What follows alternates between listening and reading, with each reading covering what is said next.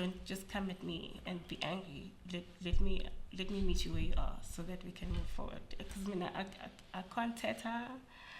More fancy, so the authoritarian way of leadership was never going to work for me. Empower the principal to be able to make the school a better place. Amazing.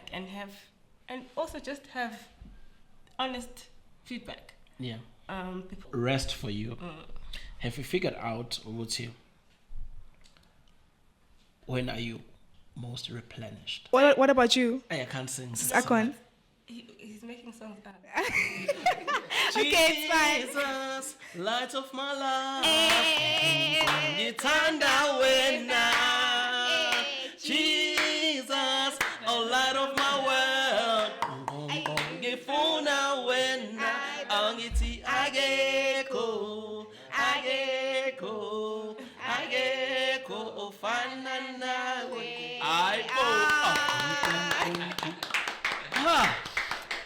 Thank you so much, guys. That was lots of fun. See you next time. Danko. That was fun.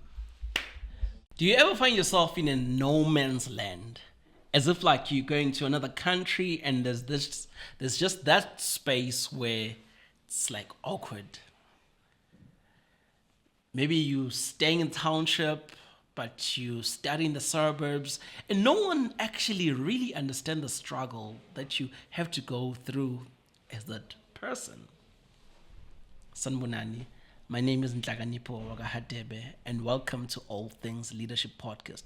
Please subscribe and share and like and comment and do all those any other things. In studio with me behind the scenes, we've got Tifiza, Anele, Pilile, TK, Babumkabela, Lindo. But most importantly, we have an amazing guest. Her name is Akhona Skakane, and she loves to communicate and she loves working with people and the community in the ground. But we're just going to get to know her story a little deeper. So please help me welcome Akhona Skakane. I'm Sanjay. Thank you. Welcome, Akhona. Thank you for saying yes to coming to this podcast. It's only a pleasure, no time. Yeah, Thanks boy. for the invite. Yes, and tell me a little bit about yourself, ukhulelepi, and what kind of family did you grow up in? Okay. So my name is Akhona Skakane. I grew up actually in the Midlands. I grew up with my grandparents on a farm up in Nottingham Road. We later moved to the township in Lidgerton. I went to school in Nottingham Road, then Howick, Durban. I've done a little bit of stints here and there, but basically born and bred in the Midlands. And tell me about the first time you got exposed into leadership. Was it at school? And what did that look like for you? I think at school, at primary school section, when you get told you can be the prefect because you're in grade 7 and you must look after the little ones. I think that would have been my first stint at being a prefect, at being in a leadership position. In high school, I was a school prefect, and then I managed to also steal the head of hostel. Wow. So in our year, the guys were really bad. So we didn't have a head boy, so I had to be head boy and girl. What? So those were the beginnings of having to lead both girls and boys in a boarding establishment, and you can imagine teenagers all over the show. Chaos Every day. And what was the most challenging thing about that process for you? So I don't know. I wouldn't say it was challenging at the time. I embraced it. I think I had a lot of support from my peers. Mm-hmm. And I believe they all wanted us to do well. So as a unit, we managed to do well. I mean, I joined them in their shenanigans, but when it was time to focus, we all focused. So we did everything together with a balance. Wow. Yo. So living in the township and studying in the burbs, what does that look like? It becomes a challenge to sort of to marry the two, because but not because of yourself. In many instances, it's because of the perceptions of those that are around you and how they view you. So as an individual, you end up having to it's either you embrace it and you fly with it and you take it and you're the king shit of Turd Island, or you try to equalize, and sometimes that means you have to be overly humble, which is where I found myself, like, because of not wanting to appear as if I'm feeling better than everybody around me. So just like an extra level of humility always made me go like the extra mile and get better acceptance and sort of find the equilibrium, so to speak. And did growing up with your grandmother contribute to that in terms of instilling those humility values? 100%, yeah. I think my grandparents were the most humble people on earth. So both my grandparents were firstborns in their families, and you understand in our community they had to take over all their cousins and brothers' children. So my household was always buzzing, and just the values and the schooling that happened in the household, because already if you've got cousins in that same space, not everybody's got the same parents, so already resources are not the same. So you learn within that space to humble yourself, to be able to share, to be able to accommodating of everybody who isn't exactly at the same level as you. And so when you go out into the community, it's always in your mind that we're not going to come from the same backgrounds. Some people are struggling more than others, some have got more than others, but the point is just to make sure that we're all living in an equal space, you know, and not because you'll fight. Yeah. If you don't. Yeah. What was the most fun thing that you did with your siblings? And I mean, like your cousins and every slower that you had, and what was the vibe? Because there's a vibe when there's a lot of kids around, and So my fondest memory of growing up, we grew up on a farm. And like a farm is a very protected space, but it's very free. So you can roam the mountains, you can swim in the dams, you can climb on the trees. So every weekend we'd go and get like it was either the door of a car or like something like steely, or you know. Then we'd go up to the top of the mountain. Yeah, we should lose. Oh. The better the gradients. Yeah. But at the bottom there was a river. Wow. Like a little stream. Yeah. So you needed to get the inertia going. And if it takes you down and you get to the bottom, you can jump into the river. Wow. So that was my favorite game. I can show you the scars. Oh, I have my own scars from my garage. Yeah, I know, yeah. Yeah. And I think, just playing as equals. There was no girls' game or boys' game. All the guys came through and we just all make. It was a good community while we were on the farms. Mese kukhanya ba. Yeah. Emva kokudlala uba. Hey, but Yo, no, that's cool. And it seems like you had a fun upbringing. A very good upbringing. Okay. No, that's cool. And as a lady, finding yourself in a leadership space, you know, just even as you're growing up in school, you know, so it's easy to be part of the community when you're not a leader because you're just part of the group. So what made you stand out to say, I'm gonna take on a leadership role? I don't know if it was something that I went to or it came to me. It was just one of those things where you always get chosen when there's, I don't know, I think when you're humble and you've got your head on straight, like people see it. The universe reads you and it'll align you to the spaces where you need to be. Wow.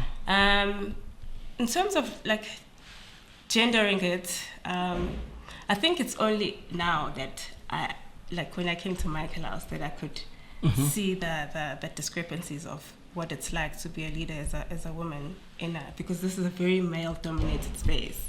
Like there's all boys, it's a boy space. So it gets a bit difficult to try and assert your position as a female, especially as a black female.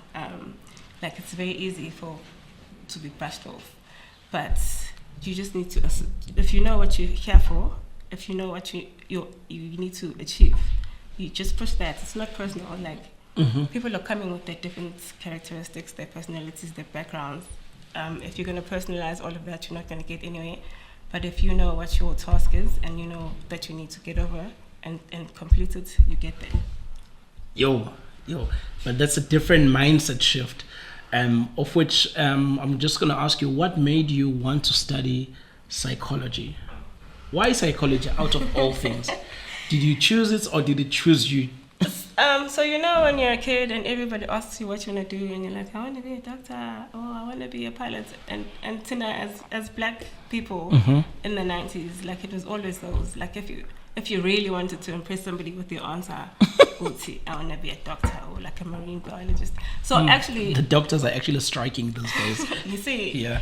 But in like, I'll be honest, I honestly didn't know what I wanted to be. And anyone that said something fancy, I'd say it next time somebody asked me. Because I remember we were in primary school and Mark Shuttleworth had just gone to the moon. And somebody was asking children questions, and some chick from St. Anne's said she wanted to be a marine biologist. And for the longest time, that was my answer. And then one day I looked it up and I'm like, no, that's not what I want to be. But anyway, I didn't know. I chose psychology when I was applying, and I got accepted to all of my applications, and I just chose it. Wow. And actually really enjoyed it, because psychology is a study of human behavior, and what better skill to have than to sit with somebody and look at you and say, okay, he's blinking 10 times. So sure. This guy is probably... He's nervous. Yeah. Wow. Yeah, but it wasn't something that I'd predestined or pre-thought. But when I got in, I really, really, really, really loved it. Especially the community psychology aspects of it. I didn't know that this is what I liked. But when I got in, like, that's what grabbed me, and that's how I got to community development now. Wow, that's amazing. Yeah. And what were the struggles that you faced at university? Fees. The fees did not fall. They did not fall. They didn't. They fell like 2 years after me, but I'm happy for those who benefited. Again, it was people coming from different backgrounds. Not everybody's mom and dad is a teacher, and you're not all going to have a fridge and a microwave in your dorm, and you're not going to have fancy clothes to go to varsity. So I could say I was a bit on the backhand when it came to like resources. But again, because I could make really good friends, like I had friends that really supported me, and I couldn't feel it. Like I never went to bed without food. I struggled a lot. Noodles always around. No. When noodles around at the time. When there's 5 of you eating noodles, it's fine. It doesn't feel so sad. Yeah. But if you're sitting in your corner and you're like, noodles again, then so community again is always going to get you further. Like sometimes you'll sit with a problem in your head, and if you don't say it to anybody, it just festers and it grows, because it's you, and there's nobody giving you a perspective of what else is happening out there. But if you can share it, so like if you speak it out, then you actually realize this is actually just a molehill. It's not a mountain. It's just my brain that's... Yeah. So I always believe in forming your community, forming your group, forming your supports, and you can get anywhere. Yo, bengisabhala nje lapha yana. Should I start again? Forming your community, forming your group, forming your support. Yeah. And Find your niche. Find your niche. Yeah. So how do I identify if I'm in the right niche or in the wrong niche? If you're feeling anxious and feeling like you're not good enough and you're trying hard and you're not getting there, you're not in the correct niche, because it's clearly not, your ecosystem is clearly not supporting you. But if you can feel that in my corner with my people, we're achieving things, then you're in the correct niche. You're always going to know, like you always know when you're in the wrong place. Oh, have you ever been in the wrong niche? Yes. What happened? I partied. I didn't go to class. I was in the wrong niche, and of course in varsity, that's why you're there to learn, so that you figure it out where you should be, and which spaces are going to grow you and which spaces are going to hold you back. The partying and drinking and smoking and banking class are fun and fine, and everybody must go through that. I believe that you need to, because that's how you're going to grow, and that's how you're going to know that these are things that are going to hold you back. So in my second year, I think I failed everything after being in that wrong niche. And when I tried to go and appeal to get back to class, my university teacher, my psychology lecturer, was just like, do you know why this is happening to you? Because look, you're a smart girl. And look at your marks from. You tell me why. And I said, it's wrong friends. And he's like, yeah, well, you sort it out. And luckily, everybody had dropped out. So. Oh, so you were left alone, then. Yeah, so yeah, we were left alone. But the friendships formed have lasted forever, and I appreciate them. Those were good times. But sometimes you just need to get out of a niche and find a productive niche. Find a productive niche. Don't burn your bridges, but do better. Yeah, and do it well. And do it properly. So now you finished university. Did you experience the unemployment in South Africa? What happened? I did. Sure. I stayed at home. So actually, I guess in 2009 I failed everything, and then in 2010 I stayed at home. Like, not even as a graduate. Like, I stayed at home as a dropout, somebody that hadn't even passed. Sure. And again, community came through, and I got a job as a waiter in a restaurant. Wait a minute. Yeah. You got... A waitress. Sure. Yeah. Where? Capital Law. Big ups to them. Yeah. I managed to pay my fees. Like it got me out of poverty. So I worked as a waitress, and then the following year, because I'd paid off my fees that I owed, I was able to go back to school. And I didn't drop my job. My manager was like, Friday afternoons, you take a taxi from Durban, come take this evening shift, double shift on Saturday and a shift on Sunday, then you can go back to school on Monday. So that's what I did in 2011. Monday to Friday, I was in class. Friday evening to Sunday evening, I was at work. Hectic. Yeah, I was swag. Yeah, man. I had my own money. I was making 700 rand a weekend. Wow. I was paying my fees. I could buy anything I wanted. Wow. But because I'd worked for it, like I'd done my fumbles and I learned from it, and yeah. So you say it took you out of poverty. What financial principles did you apply in order for you to be disciplined in how you're using the money? I always say, money is a difficult one, eh? I think it's either you have it or you don't. Like the mindset, because sometimes you can find, someone I'll be lucky to get like 2 million, but not make anything productive out of it. And then there could be a grand on ambition, but she's buying couches. She's assisting you with the Malik at the end of the month. Yeah. Because it's a mindset thing. Yeah. So I think I got lucky in that I knew what that money was for. I knew it was to pay off my fees, and whatever was left over, then I could use. And I think because it was scarce, also you don't get silly about it. Sure. And I think just moving forward, it's always been a principle of mine, which you don't just play with money.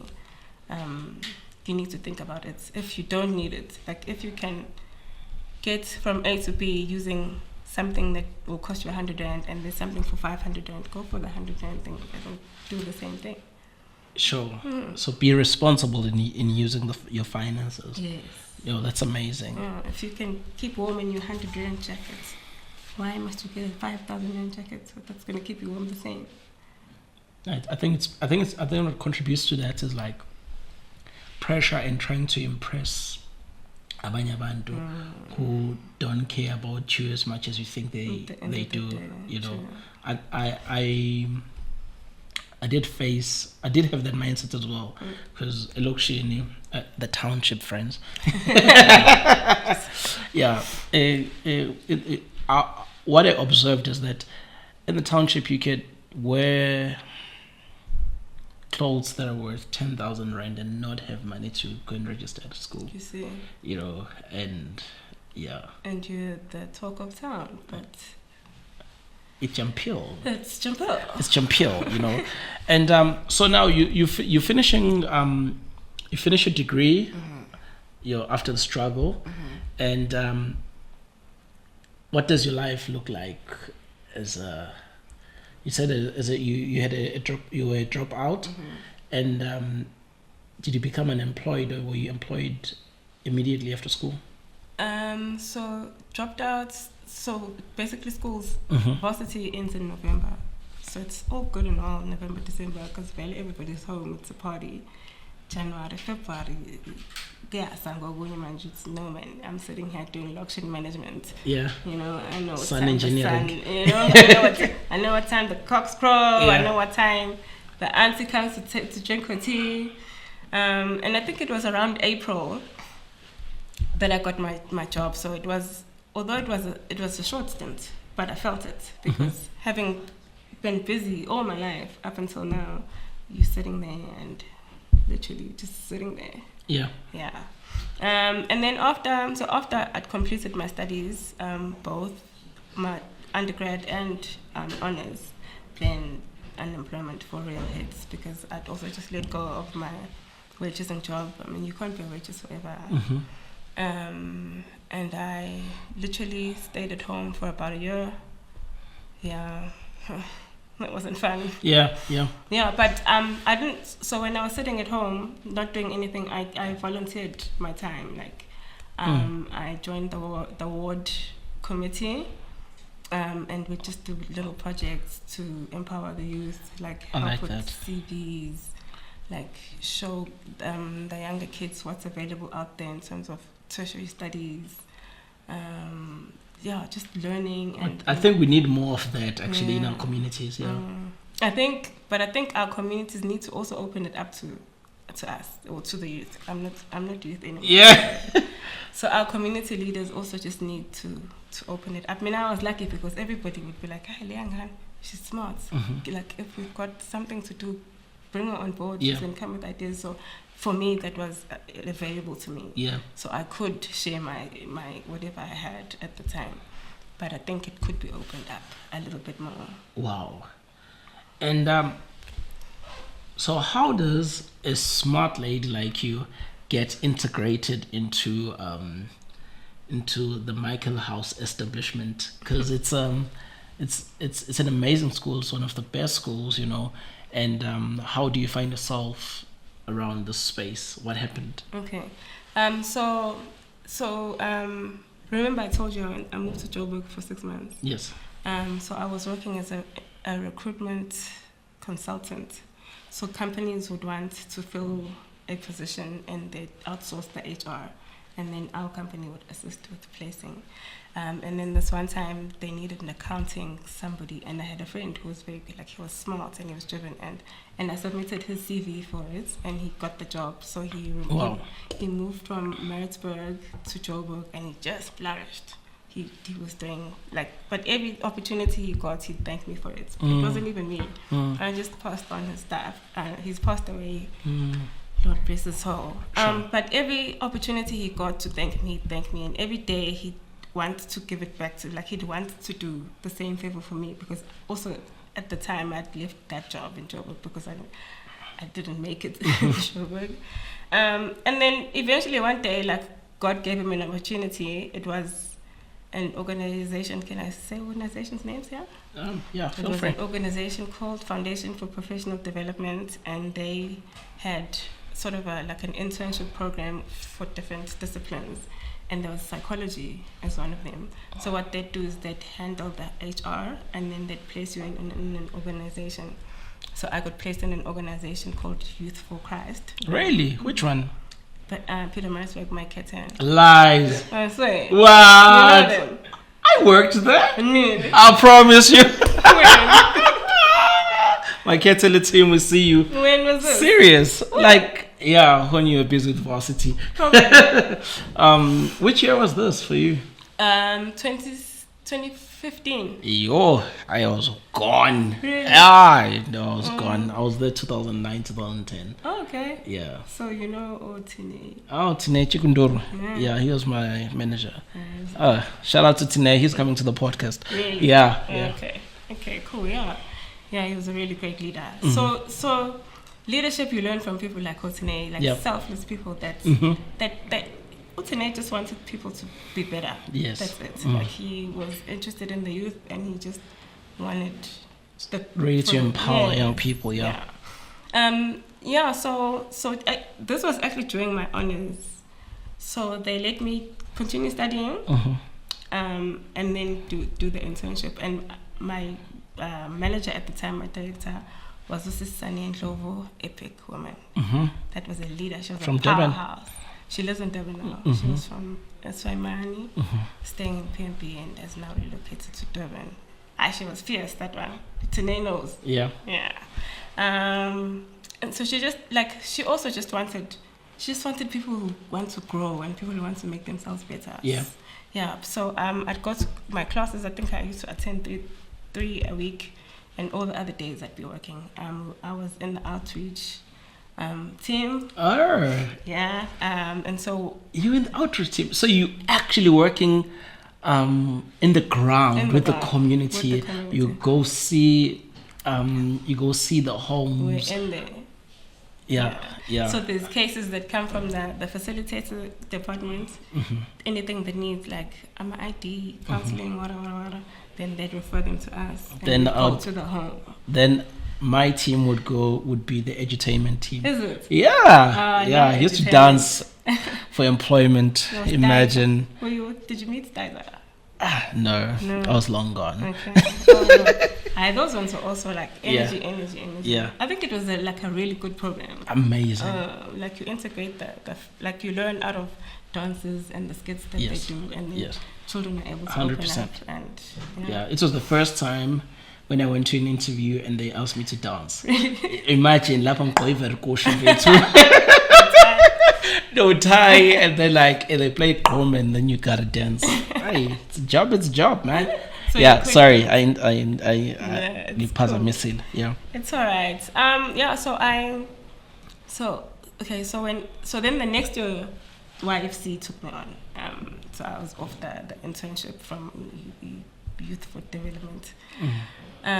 Still in the outreach team, and then so there'd be students, I say UNISA, all those social work that would come for their little experience, and then Susani gave those students to me to look after, to make sure they know what they're doing, they're fully supported, they're submitting on time. Amazing. Like they're following their caseloads.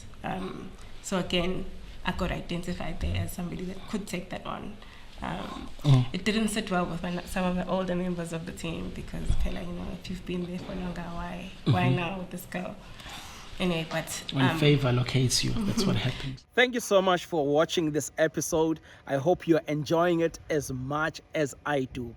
This episode is sponsored by A46 Tech, our company that helps people gather the tech to build their own studios, and we help people build their own studios with our technical team. But even if you do not have the equipment, we come to you and we can shoot your podcast in your own space, in your own home, in your own company. So connect with us. In the description below, there is a link for you to connect with us. Would love to meet with you. Now let's get back to the episode. So that was one of my first stints as a leader in a school, in a work environment, and it was difficult because sometimes you'd get a student who was a bit older than you, that they thought they knew better than you, and they'll come at you. Sure. Yeah, you want the reports and they'll tell you where to get off. Yeah, so just it just meant you have to find ways around it. I've always believed in equalizing. Like, I'll meet you where you are. What's going on? What's in your corner? Let's talk about it. Like, what are the challenges? Why are you angry when I'm asking for the reports? Why couldn't you get it done? And then, like, sometimes you understand, like, and living with Goko's sick, I can't really do these things on time. Then what do? We make time for you to do your reports during the day, so that when you go home, you can look after the home. Yeah. But if I don't know, I can't help you. Yes. I can't support you if I don't know. Gotta communicate. Yeah. Don't just come at me and be angry. Let me meet you where you are, so that we can move forward. Because I can't tether. More fancy. So the authoritarian way of leadership was never gonna work for me. I was also just gonna go get mad as well then with you. So then at Yeah. the end of the day. Mm. So I had to figure out myself, okay, because this is how I'm gonna. And then how do you do the confrontation to the person that's angry at you? How did you wrestle that? Because you're the leader and you also have tasks to submit to your bosses. What's that internal process looking like for you? I think for the best thing to do, the best thing that I've always found is that you let somebody go through their whatever their emotional thing that they're going through. Give them time. Mm-hmm. If somebody's blowing gaskets, blow your gaskets. Calm down, drink your water. Go talk to your friend. I will go talk to your friend, and then I'll make time. Let's see. Can we meet on Wednesday morning? I just want us to go through a couple of things. Hey, you It'll know, give you time. when your boss says, I want us to go through a couple of things, you feel like you're being fired. But Nothing like yeah. that. And then we can just talk about it. And I'm not coming at you as a boss now. I'm coming at you as an equal. Amazing. Yeah. Then Yep. we can talk it through. Is this the skill you learned from school? I don't know. No, that wasn't in the textbooks. Yo, that's amazing. No, ungaqhubeka, yes. So YFC, then we moved and we got a program funded by FHI 360, and it meant we had to move to Durban. It changed, like everything changed from the way we used to run at YFC. So now I had my own team. So I was now looking after EEE, the outreach team, Yo. So I'm moving from looking after 5 learners to like a team of 30 young people that must be placed in schools and Amazing. looking for cases, running facilitations, and we're now in a different area. We're in Durban. We've been working for many years. We're in Maritzburg, then we moved to Durban.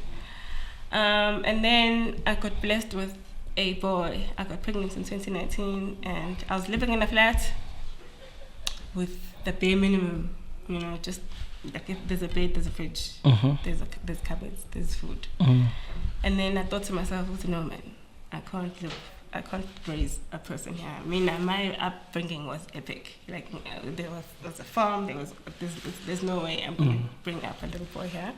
So I put through my resignation. Wow.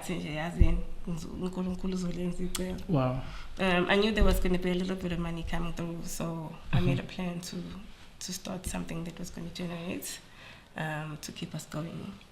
Like a business? Yeah. What kind of business was it? Rentals in cash. Oh. Yeah. So I got a loan, topped up my, is it called a retirement? It's not a retirement. What is it when you Yeah, get your money? resignation, I guess. So I didn't resign actually. I Okay. timed it well. And I'm a funders will stop, like the program ends in September. Yes. And then they'll deliberate and see if they give you the money. So when they were deliberating, we all don't get our contracts. So I didn't sign the contracts. That's what I did. Yeah. So I didn't resign. Okay. So I was able to get my funds and then go and use it there. Okay. Yeah. It's just so that at least I have a content Yeah. while I look for a job. And then a friend of a friend's from varsity was working at a factory, a A46, the corporate factory. And I remember when I met Sulezi and she was in her like factory regalia, I said as in when I'm in the family, like Yeah. I think it's so cool, like Wow. cozy, Yeah. boss lady. So. Yeah. But that was like a couple of years ago, and then Sulezi was like, hey, we're opening a social corporate investment wing. We're going to start it from scratch, and manager Akhona is looking for somebody to work with. Please send me your CV, and we'll see. And I did, and it materialized into something. I went to the interview, and I had an interview. We spoke about things, and then they were asking me about my past job and why I left. And I told her the story. I had a kid, and I didn't resign. I just timed it, and she was like, "Yeah, because you can do things like that, time things like that, work with." Like I believe in the universe, like hardcore. So like I think we're very aligned in terms of our thinking with the manager, and so I started working there. Like now we're starting programs from scratch. It was a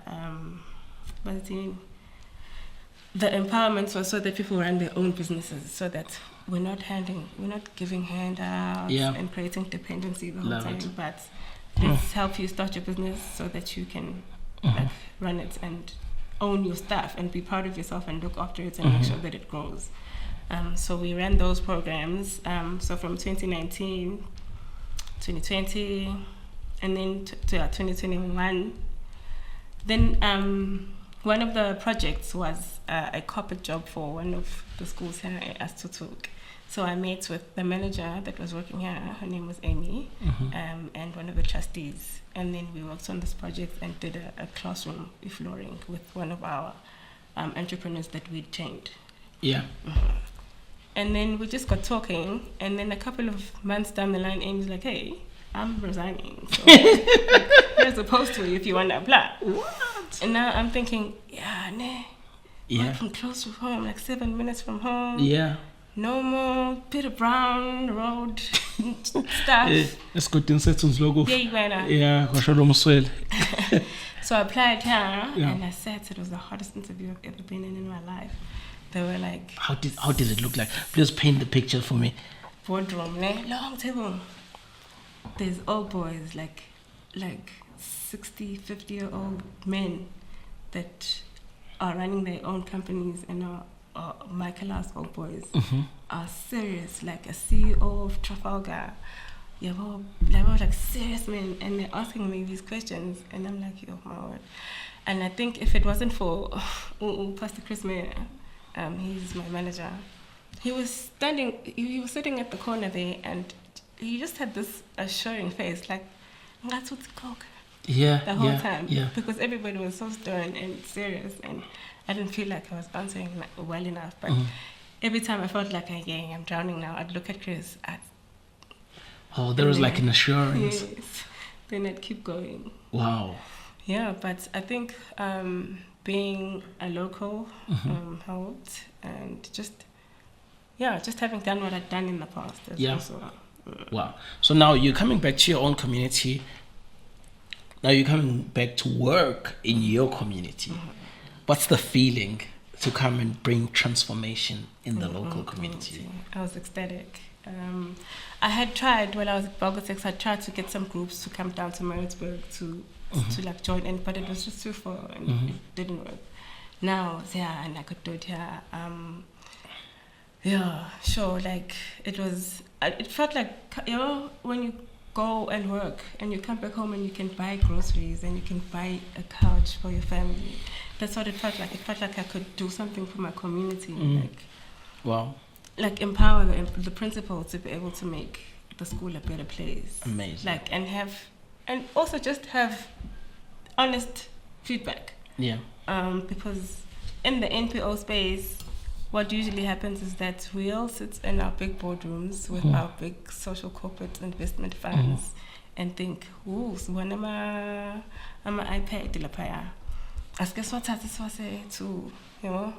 season Akhona primary, they're gonna love them. Meanwhile, there's no internet. There's nobody that can teach the kids.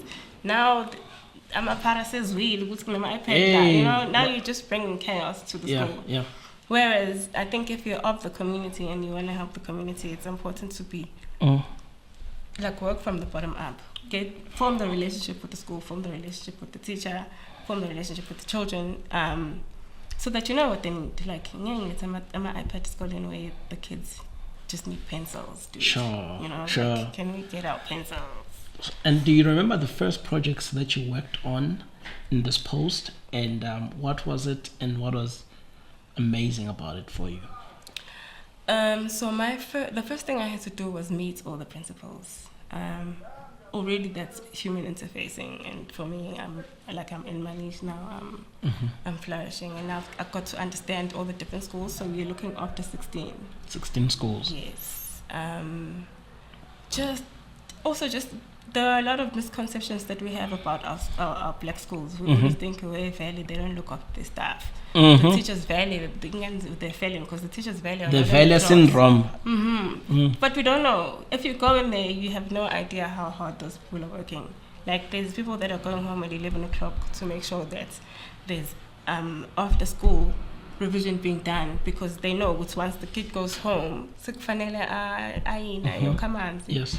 and there's one room that they're all sleeping in, and you can't study in an environment like that. And it's the teachers that make this So the much school. sacrifice, eh? They make the school available for the kids up until like 10 o'clock at night. Now they should be at home, but they're here. Yeah. And we don't understand that because we're not there. We're just here with our Vela syndrome, not understanding what those kids are coming to school carrying. Yeah, and then I think it also just helped that I have a great team. We have 2 interns and a coordinator, then it's myself. Literally, my job is to sit there and speak the English. Yeah. And then the team, they do everything. I don't, like me, so my leadership style is, I won't tell you what to do, when to do it, how to do it. We must all understand the end goal. Yeah. So we need to empower our schools. Here are our projects that we are working with. We need to get things done. You use your strengths to get us where we need to go to. I'm going to mention Unka. He was our intern last year. And he'd initially come in for an interview for the maths program specifically. But all he could speak about was his passion for music. Like, sifonomotos or also administrator, but he was just like, music, you can see he's got a fire burning. But the passion is good to work with, because you've got something there. You can channel it, you can feel the passion, but there's also it means that there's a predisposition for you to also empower them in other ways, and they'll give you back what you need. So we had a brilliant year with Unka. We gave him the choir project to run with. Like, he chose the songs for the kids. Yeah. Went to the schools, took them through it. That's amazing to be able to identify what other person is good at. Put together the judges, like, made it all roll. Put together the team Nombu to make sure the sound and everything. Because Tenesa's so we just let him have it. And then whatever we needed for the team, we just make sure we guide him. He knows what we need. And then, like, it all worked out. It works out. It's hard when you have, like, if you're a brilliant administrator and your CV says you've worked for such and such and such, but you don't have the disposition to work in a team, then you're not, like, to me, that's your CV says. Yeah. But if you've got fire and you believe in something and you've got a value, we can work. You 100%. Can do anything. Wow. You can. So you're not micromanaging people. You're actually giving them freedom to be able to. So you need people who are actually dedicated and committed in executing the goal of the team. Yes. So my only job is during the recruitment stage to suss out if there's a brain in your head and you're not a wheelbarrow. If you are going to accelerate on your own, then me, I'm sold. I don't know what I don't really care what other skills you have. You can learn anything as long as you have it in you to be teachable, to be receptive. If you're receptive, you can be taught, you can be supported, and you can be developed. You can do anything. So that's how our team sort of gets everything done. So now we've got we've got 16 schools, we've got 10 projects. There's only 4 of us in the office. And what are those projects? If you look at our reports, we do amazing things. I don't know if I'm going to remember them off the top of my head now. We've got ECD. We just finished building a creche at Zenzani Village. Beautiful. You should go see. We've got ECD, we've got maths. So most of them get run by a champion. We've got maths and Paul David, who's a maths teacher here, champions that. We've got principal leadership. We've got infrastructure. Principal leadership. Yes. So what does that look like? So we get together all our principals from our 16 schools, and we just try to plug them in with any skill that we feel like could be valuable to them. So like last year, we partnered with an organization called FedSAS, which is a federation for SGBs. So they teach your principal and your SGBs how to run an SGB, so that, because mostly at our schools, so there's an SGB meeting, we need to go and approve the funding for she doesn't know. Yeah. But so we have this organization that empowers principals Yo. and SGBs Solid. to what are your roles. Like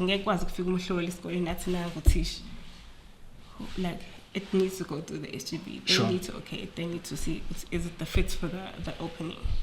So, and then we also have a program where the principal is partnered with a local business person so that they just share. Love it. Yeah, like resources, support. Mm. Is it easy to find local like business people in this area? The champion is very good at it. Sure. Her name is Karen McKenzie, and she can batter you like. Yeah. Yeah. She's done it well. Brilliant. Yeah, we've had a lot of traction. That's good. And yes, go back. And then our other programs include, I can never think of our programs at the top of my head. I always feel like I'm going to miss one. Okay, then there's Edu Helpers, which is like an internship program. So we've got 26 Edu Helpers that we pay a stipend to, and then we place them at the different schools to either do the admin or be in class or teach computers or whatever they go, like their strength is in the school or whatever the school needs. They get plugged into that. Then we've got 11 young people on a learnership, also similar to the Edu Helpers, also just closing the gaps. I'll send you the presentation. No, like it's really amazing, and leading in a male-dominated space must be very challenging for you, you know. And what are some of the transformations that you've seen, you know, in these communities that are making a contribution in, you know, like maybe are there any personal stories that you've just seen that just challenge you? Within our schools? Yeah. The school space is a very complex ecosystem. There's challenges that are coming from left, right, and center, and what wakes me up in the morning is that you find a school like to norms and standards, Department of Education, that haven't received their norms and standards. The roofs are leaking, the children are misbehaving, but there's teachers and principals that are there and they're making it work and they're pushing and they're using the limited resources. Sounds like my kind of school. And they're using the limited resources to get like the best out of the children. Like Akhona is one of our schools, and they've received 100% pass rates for the past 2 years. And then like they're not a fee-paying school, they don't have thousands of rands, but they make it work. Like they meet their challenges where they are, and they just push and push and push and push. And that's because they have a strong leader in their school. Principal Akhona does not stand Ganji and G. Wow, that's amazing. And how can we as umphakathi and as a community assist in this education space, you know, in empowering the young people? This morning I was taking my mom it was my mom's clinic visit, and then we gave one of our aunts a lift, and she was going on about, the principal of my school, they don't cut the grass, he's never in class, he's never at the school, you go there, and it wasn't even me, like I didn't even say anything. I think my mother listens to me when I talk. He says, no, she's like, no, what do you mean? Uti, the principal's not cutting grass. What about the community? Like, what about the SGB? What about the people that live in the area that walk past? Could you not get lashes or 5 schooling saying like, you know, this should be our pride. Like, our school is the center of the community, and we should all be looking after it, not leaving it to the principal who's dealing with the departments and submissions and what's that. So I think when a school has a support base from the community that it's in, and the community, like farmers, if you have buy-in from the farmers and they believe in your school, they come in. When shortage of food, they'll bring you mealy meal, they'll bring you amasi, they'll support. If you need grass cutting, I think the most important part of the principal leadership that we need to emphasize is build your community, like make a relationship your community and your neighbors. Those Yo. are the people that are gonna feed into the school. Be building there. Like Akhona. I can't stop singing their praises. They've Sure. got it. They Sure. figured it out. Amazing. And what shapes Akhona's values? You know, because you're quite a strong leader, and you're quite clear in communicating what you're thinking and what you're processing.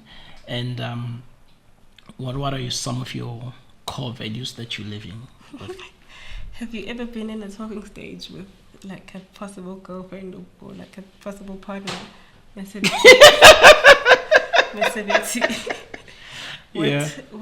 are your interests? What's your favorite color? I always find this value question. It needs you to have practiced. I think I believe in community. I believe in that you can't do it alone. You're not gonna win in your corner alone. Because there's people that have done it before, and you're not gonna reinvent the wheel. Just find the people that are in the same niche and work towards achieving things together. So I believe in ubuntu ngabantu. Yeah. Quite honestly. And Well. yeah. Yo, that's beautiful. And you know, there are people possibly at home who have dreams, you know, like the Akhona at the university was a dropout, and they're discouraged, and perhaps they're not even executing on the dream, or they've tried to execute, it hasn't gone the way they have wished. You know, what would you say to the person who is not in the stage of executing? Yeah. Yeah, I think first of all, have a dream. Like, let's have a dream. You can't just wander around and exist. And the more you believe in your dream, the closer it takes you to execution. Like if you have a dream and you believe in it and you think about it in the morning and you think about it at night and you pray about it and you talk about it, the universe, I said to you earlier, I believe in the universe will hear you, and it'll channel you closer than you think. But also just your dream will not die while the owner of the dream is still alive. So just like keep going. Achieving success is not going to happen in one step. Sometimes you're going to move, sometimes you're going to go back, sometimes you're going to fall, and it's okay. It's okay to fall and feel tired, but just get up. Just always get up and fight. Fight for it. And what is your dream? My dream, it's the end of term. My dream is to rest. Aha! Your dream is to rest. My dream is to rest. And but it's important. It's like, yes. What does rest look like for you? Let's break it down. If you don't rest, your body will do it for you. Can you hear I'm nasal? I have a bit of a flu, and that's been ongoing because I refuse to rest. But I think that's just also one of my psychological issues that I need to deal with. But if there was an area of development that I'd say I need to sit down with somebody, it's so that I can rest. After a certain amount of time, just like leave it alone, rest your body, because if you keep going on go mode, you face the chances of like super exhausted. Yeah. Actually, like if I'm going to answer the dream thing correctly, like properly, my dream is to I just like to see. Do you guys know Bantu Biko? Yeah, Ubiko believed in self, like in being conscious of the self and realizing the value of yourself as a black person, as a black man, as a black woman. And I think a lot of us are not aware of what powerhouses we are as black people. Like black people are beautiful. Like they have rhythm, they are smart, they are charismatic, they are creative. They just do not find themselves in spaces that make that flourish. Can you imagine if we had the finances or the economy of our other counterparts with this fire and this power that we possess. And I believe we can get there. We just need to realize it's in ourselves and acknowledge it and own it and move with it. It's possible. Own your space. Like, Own your don't be space. apologetic where you are. Yo, amazing. Let's break down rest. Yes. Rest. Yes. Rest So, is... so rest for you. Have you figured out, Ubuti, when are you most replenished? Does that look like sleeping? Does it look like watching TV? Does it look like partying? Does it look like doing other activities? I think we have a psychologist in the house. Hey, help us unpack it. Yeah. Just enough, I guess, enough sleep and enough doing what fills your cup. Like, Love it. if your cup is filled by spending time with your family, that's rest. That's refilling your soul. If you feel like rest for you is taking 5 hours extra sleep just to replenish and refill that soul, that's rest. If it's doing something else, like a hobby, going to film a podcast, that's rest. This is rest for me. That's great. I've enjoyed this hour. Wow. Just unpacking. Yo, no, that's amazing. I mean, I was finding it difficult to say I'm resting and I'm sleeping and doing nothing or watching like you're Netflix. resting. Rest for me looks like doing a different activity than what I normally do. I think our psychologist must step in. Psychologist. Do you want to go to that mic, explain rest to us? What does that look like for you? Yeah. Come on, Pilile is going on the mic. Let's give him a round of applause. Hi, everyone. Yeah. Explain this concept of rest.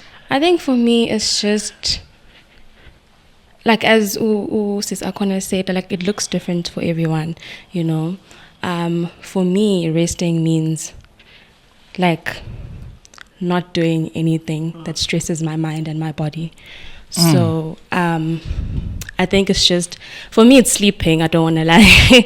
It's sleeping. That's when I get to fully rest my mind and my body. Otherwise, it's just me taking care of myself. That could be taking a hot shower, getting in bed, watching something that I like. That's rest to me. Amazing. Self-care, basically. Yeah. Take care of your mind and your body. That is so cool. I've enjoyed this conversation. Thank you so much for making time to come and chat with us. You are an incredible leader. You are a straightforward leader, and I've really loved the unpacking of the details, you know, of the upbringing, of the result of a great leader that we see. Well, I think most of the times it's easy. We see the finished products, but we do not understand the process that gets to the finished product, you know. And I believe that you've got a great future, got great plans for you. And thank you so much for coming. Do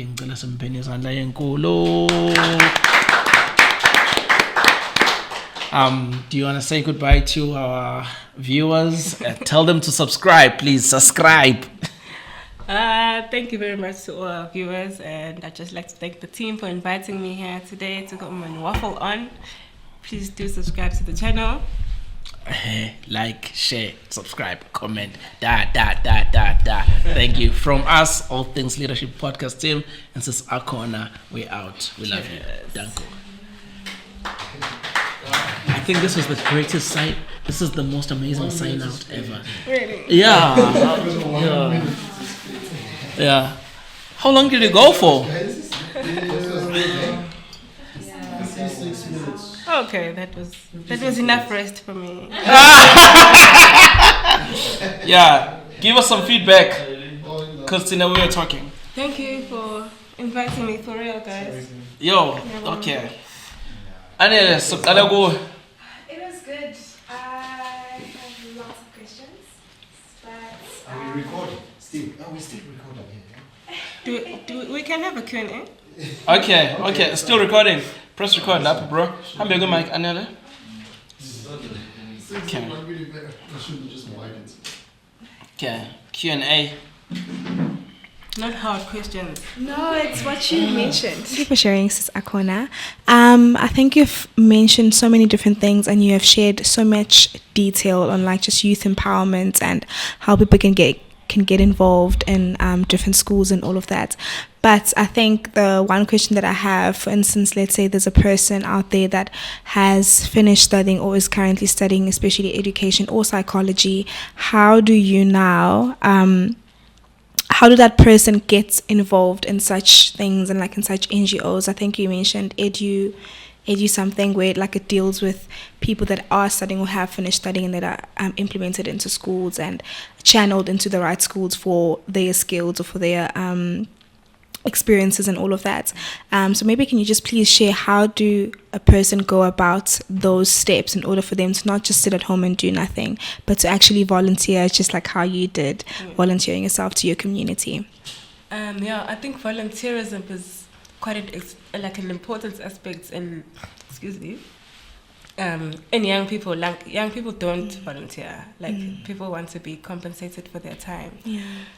So how we get the young people on our program is if you've got funding for an edu helper or a learnership, we liaise with the principal of the school who will say, okay, Mr. So-and-so, we've got a position for an edu helper. Do you have somebody that you can bring forward?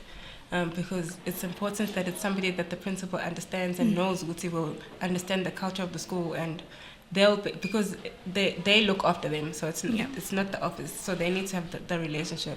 So I'd say, like, if there is a school near you as a young person and you're sitting at home with your education qualification, please do volunteer your time, because the principals do also advocate for you guys, Gutina, to say, so-and-so has really just given her time. She's been teaching, she's been doing the sports. When you get the funding, please would you consider them? And then sometimes the older ones that have been on the program will get a job, and if you've been there and the principal knows you and they know your dedication, they will obviously put you up.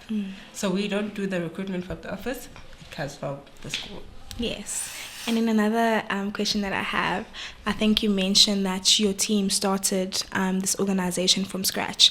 Now, what words of encouragement do you have for someone that also wants to do the same thing, where like they see a need in their community and they want to advance their community? It could be a school sector, it could be someone that wants to open a library to help kids that want to learn and study.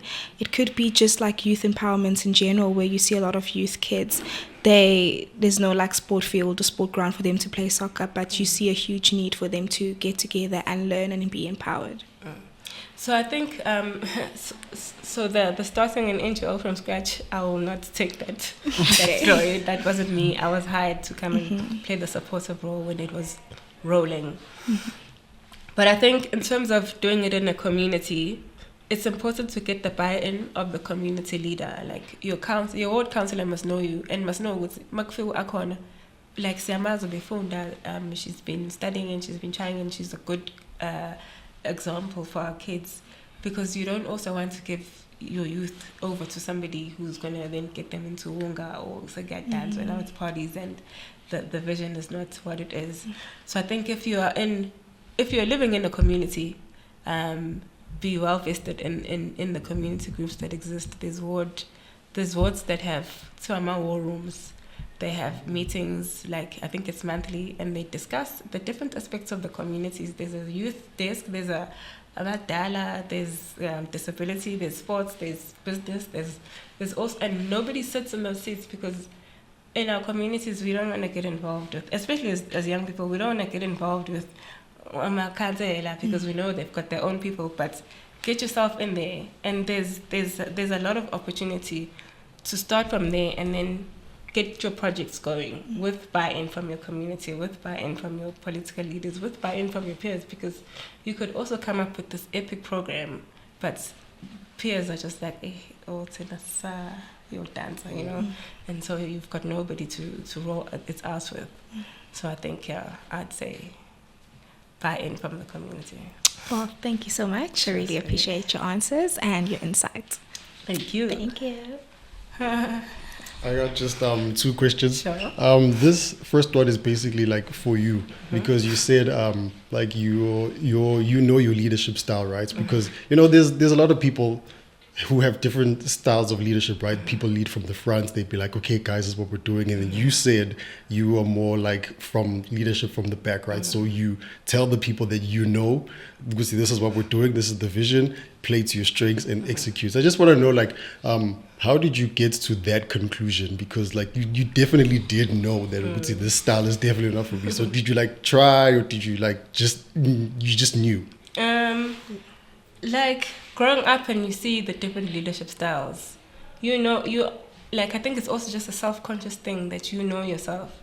If you know that you're a person that can bring terror, and once you've said fire, everybody's gonna shake and do it. Then that's your strength. Then that's what you use. But I've always known that I could never come with terror. It's not gonna work. I don't have it in me. But I do have. Like I'm relatable to. Like I can meet you where you are. Mawusi all over ngiyakwazi ukuthi hapa nje brown phela ngidinga stats lapha awungihlanganisele because like I've been asking you. So I'll meet you where you are, and if it's like I think the psychology really helped me in analyzing human behavior so that I know myself first, and then I know the people that I'm dealing with, and I can like talk to you in an equalized way. And that's helped me. I think it's been a strength that I've been able to use. I didn't try, like it wasn't a try and error. I just always knew that type. But psychology did help. It did. It really did. Yeah, right. It helps a lot. All right. I guess, and then the second one, you said ECD, and I was like, ECD, but you said building, right? Yes. Because like I'm just thinking in my internship like last year, ECD was my baby. So how's ECD doing? You guys said you were like building stuff or just. Yeah. So what's happening? Our ECD program is twofold. We've got the training aspect where we're currently training all the principals or all the ECD learners on how to run their ECDs like a business, because ECD send business and then we must get it out of their mentality and they must, because at the end of the day they need to pay for lights, they need to pay for somebody that's going to cut the grass. They're going to break, they need to replace them, they need to have soap to wash. So if you're not running your establishment as a business, you're going to go down to the drain. It's not going to work. You'll end up being the tired gogo that's looking after everybody's kid and cook, and you're just going to leave it. So the one aspect is to teach them to run it like a business, keep the books, make sure all the paperwork is in place, follow up on payments, pay. Also, they must also pay their mentees and everything that they need to run the credit. And then the other aspect is we've partnered with an organization called Grow. They're helping us run this, and they have a curriculum kit that sort of tells each school what they need to be doing at each hour. So Mawuti is explaining, and it's morning running, we're doing circles, or we're doing with the weather. Everybody's doing the same thing, following the curriculum. The teachers are obviously getting trained for it. And then the other aspect is the infrastructure. So we managed to fundraise for the Zani Village creche. We finished that project last year, and the kids have moved into their new school, and it's epic. Initially, they were in one classroom like this, so it was babies and the ones that should be starting to count, and it was just not working out. Yeah. Everything was crammed. But now they've moved, and there's a sleeping section, there's a baby section, and there's a toddler section, and things are able to run. So we're currently fundraising for the Lions River ECD Center, because that's also quite bad. We need 1.6 million. Yo. We have 150,000, and we're still working towards getting money for that. It's quite pressing, that one, because Inganes have even moved out of the center because it's so bad. Like, parents are having to pay transport for the kids to go to Hawaii College, which is not fair. Econ in the location. So that's this year's infrastructure plan. Sponsor, good luck with that. friends. Hey, I believe. Thank Yes, you. Thank you. Okay, so my question is psychology related. So as an honors graduate in psychology, I think you are as well. I think we can both relate in the sense that the psychology field is very competitive. It's very difficult to get into like masters and actually practice as a psychologist, right? I think what I want to know from you is like, I would like you to motivate any students that's doing psychology right now that's in my position. And I would like to know, like, what are the spaces that they can take in the meantime while waiting to get into masters, or like figure their lives out? Where can they go? What spaces can they take? And just motivation for the psychology students, basically.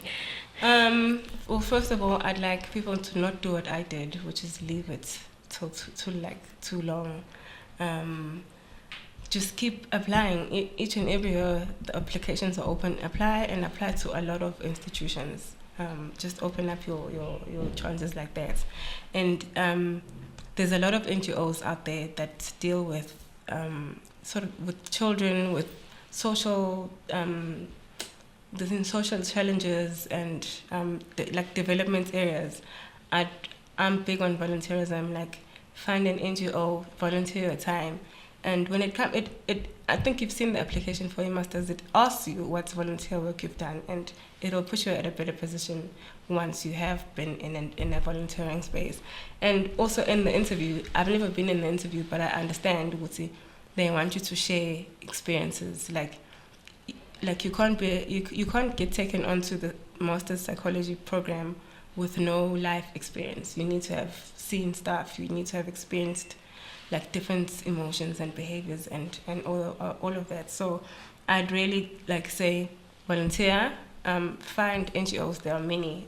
They are all over, and just make sure that it's aligned to. If you want to do some educational psychology, like align yourself with that. If you want to do clinical, like find Tutuzela centers, somewhere where you can get a bit of exposure and under somebody that knows what they're doing. You learn a lot from your seniors. I learned a lot from Musani at Youth for Christ. She's got a PhD now in social work, and she's a therapist, and I learned a lot from her. I learned all my leadership. Although she was fierce, but she also had the soft spot in her, she was all about volunteering and sharing information, and even if it means sometimes you're sitting there doing their books and just like learning from a person that's done it. Yeah. Thank you very much. Yeah.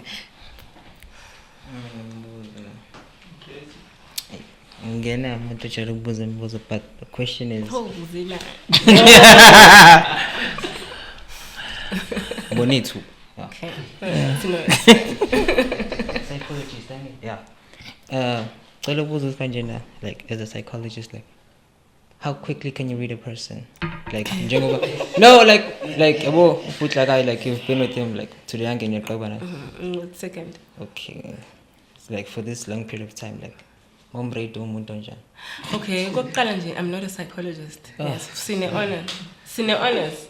At honors level, you can't claim to be a psychologist. You need to do your master's, which is a 2-year course, and then only can you be a psychologist. And you can't read people. There's no such thing as reading people, but you can learn their behaviors. An